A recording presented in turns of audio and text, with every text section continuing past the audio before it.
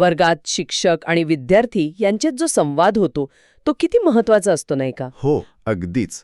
पण या संवादाचं मोजमाप करता येतं का? हाच तर प्रश्न आहे. म्हणजे त्यातले नमुने ओळखून तो संवाद अधिक प्रभावी बनवता येतो का? आज आपण याच रहस्याचा उलगडा करणार आहोत. अगदी.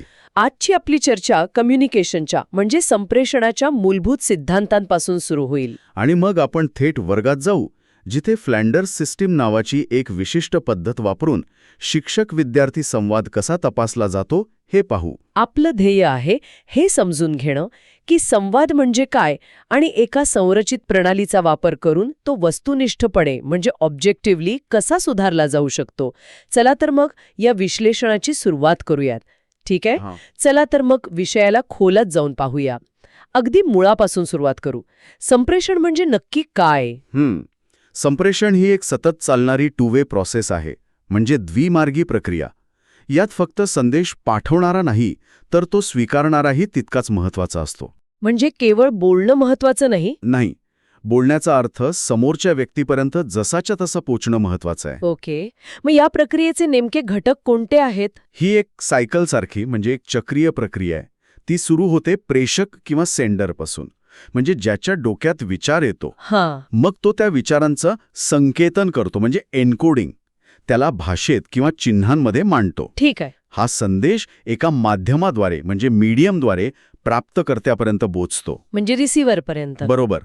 तो त्याचा अर्थ लावतो, ज्याला निसंकेतन किंवा डिकोडिंग म्हणतात, आणि शेवटी आपला प्रत्याभरण म्हणजे फीडबॅक देतो. आणि मग हे चक्र पूर्ण होतं. आणि याचे शाब्दिक, अशाब्दिक म्हणजे बोलणं आणि हावभाव असे वेगवेगळे प्रकारही आहेत. वर्गात तर या दोन्ही गोष्टी महत्वाच्या ठरतात. अगदी. आता खरी गंमत सुरू होतीये. या प्रक्रियेला सिद्धांतांच्या चौकटीत कसं बसवलं गेलंय? यासाठी मुख्यत्वे 3 मॉडेल्स आहेत.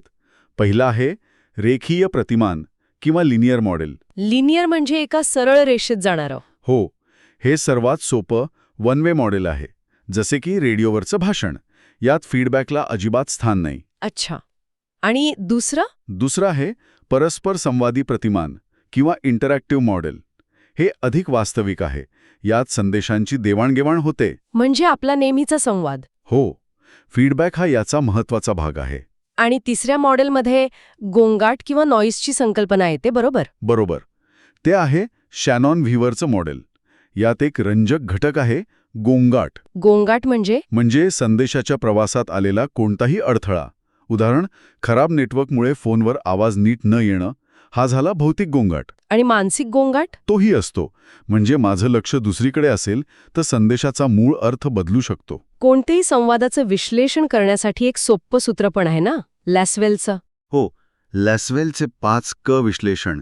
कोण काय म्हणतं, कोणत्या माध्यमातून कोणाला, आणि त्याचा काय परिणाम होतो. ही तर एक प्रकारची मानसिक चेकलिस्टच झाली. अगदी. आता हे सगळे सिद्धांत आपण वर्गाच्या विशिष्ट संदर्भात पाहूया. 1963 मध्ये नेड ए फ्लँडर्स यांनी एक प्रणाली विकसित केली. तिचा नेमका उद्देश काय होता? त्याचा मुख्य उद्देश होता वर्गातील शिक्षक आणि विद्यार्थी यांच्यातील शाब्दिक आंतरक्रियांचं वस्तुनिष्ठपणे विश्लेषण करणे. फक्त शाब्दिक? हो, फक्त शाब्दिक.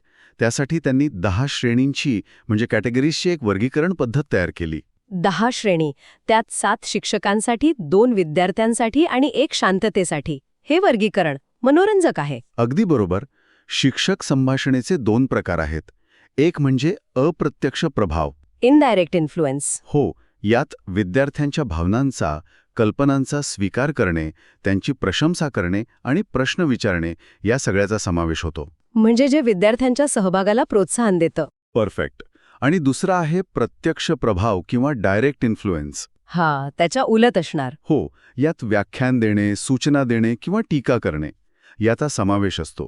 हे शिक्षकांचे नियंत्रण दर्शवते. ओके.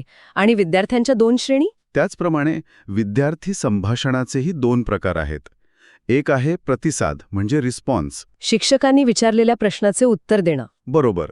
आणि दुसरा आहे स्वप्रेरित किंवा इनिशिएशन, म्हणजे स्वतःहून पुढाकार घेऊन बोलणं. हो, किंवा नवीन विचार मांडणं. आणि 10वी श्रेणी आहे शांतता किंवा गोंधळ.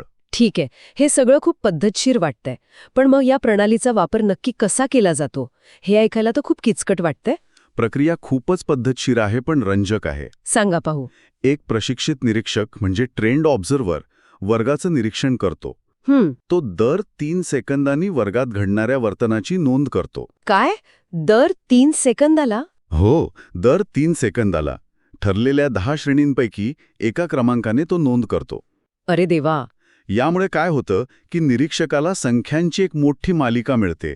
उदाहरणार्थ 10, 4, 8, 8, 5, 2 असं काहीतरी. आणि या सगळ्या आकड्यांचा पुढे काय होतं? या आकड्यांच्या जंजाळातून अर्थ कसा काढायचा? इथेच खरी गंमत आहे. या आकड्यांच्या जोड्या बनवल्या जातात, पेअर्स. जोड्या? हो, म्हणजे 10, 4, 4, 8, 8, 8 अशा. आणि त्यांना एका 10 बाय 10च्या तक्त्यामध्ये म्हणजे इंटरॅक्शन मॅट्रिक्समध्ये नोंदवलं जातं. ओके, एक मॅट्रिक्स. आणि त्यातून काय कळतं? त्यातून वर्गातील आंतरक्रियेचे नमुने स्पष्ट होतात, पॅटर्न्स दिसतात. उदाहरणार्थ, शिक्षकाने प्रश्न विचारल्यावर म्हणजे श्रेणी 4 नंतर विद्यार्थी प्रतिसाद देतात म्हणजे श्रेणी 8 येते, की वर्गात शांतता पसरते म्हणजे श्रेणी 10 येते, हे लगेच कळतं. वाह, म्हणजे प्रत्येक जोडी काय घडल्यानंतर काय घडले हे सांगते. आता मला कळतंय की यातून संवादाचा प्रवाह कसा दिसू शकतो. अगदी ते आहेत. खरं तर हे शिक्षक प्रशिक्षणासाठी एक उत्तम साधन आहे. कसं? यामुळे शिक्षकांना त्यांच्या नकळत होणाऱ्या सवयींचा आरसा दिसतो अच्छा. आणि वर्गातील भावनिक वातावरणाचा अभ्यास करता येतो. आणि सगळ्यात महत्त्वाचं म्हणजे शिकवण्याची गुणवत्ता सुधारता येते. पण याला काही मर्यादाही असतीलच? हो, नक्कीच आहेत. ही प्रणाली फक्त शाब्दिक वर्तनावर लक्ष केंद्रित करते. म्हणजे अशाब्दिक संवाद म्हणजे नॉन व्हर्बल क्यूजकडे पूर्ण दुर्लक्ष. बरोबर. आणि शिकवल्या जाणाऱ्या विषयाकडे म्हणजे कंटेंटकडेही दुर्लक्ष करते. शिक्षक काय बोलतायत यापेक्षा ते कसं बोलतायत हेच पाहिलं जातं. आणि हे खूप वेळखाऊ काम असणार, तक्ता बनवणं, विश्लेषण करणं. हो, ते तर आहेच. हे वेळखाऊ आणि किचकट काम आहे. तर आज आपण संप्रेषणाच्या मूलभूत व्याख्येपासून सुरुवात केली, त्याचे सिद्धांत पाहिले आणि शेवटी वर्गातील संवाद मोजणाऱ्या फ्लँडर्स प्रणालीचा सविस्तर आढावा घेतला. आणि यातून एक गोष्ट स्पष्ट होते की संवादाचं पद्धतशीरपणे निरीक्षण केल्यास आपण तो अधिक चांगल्या प्रकारे समजू शकतो आणि सुधारूही शकतो. हो, या तक्त्यावरून एखादा वर्ग शिक्षक केंद्रित आहे की विद्यार्थी केंद्रित हे अगदी सहज कळू शकतं. जाता जाता ऐकणाऱ्यांसाठी एक विचार. ही प्रणाली 1963 मध्ये विकसित झाली होती. हो, जेव्हा वर्गात फक्त फळा आणि खडू असायचे. बरोबर. आजच्या डिजिटल युगातील वर्गांसाठी ही प्रणाली कशी लागू पडेल, जिथे ऑनलाईन संवाद, डिजिटल साधने आणि व्हिडिओचा वापर होतो? हा खूप महत्वाचा प्रश्न आहे. 21व्या शतकातील वर्गासाठी फ्लँडर्स 2.0 कसा असेल? खरंच विचार करण्यासारखा प्रश्न आहे. कदाचित तो आपल्या झूम मीटिंगचं विश्लेषण करून आपल्याला सांगू शकेल की चर्चेत खरं नियंत्रण कोणाकडे आहे. विचार करायला लावणारा मुद्दा आहे.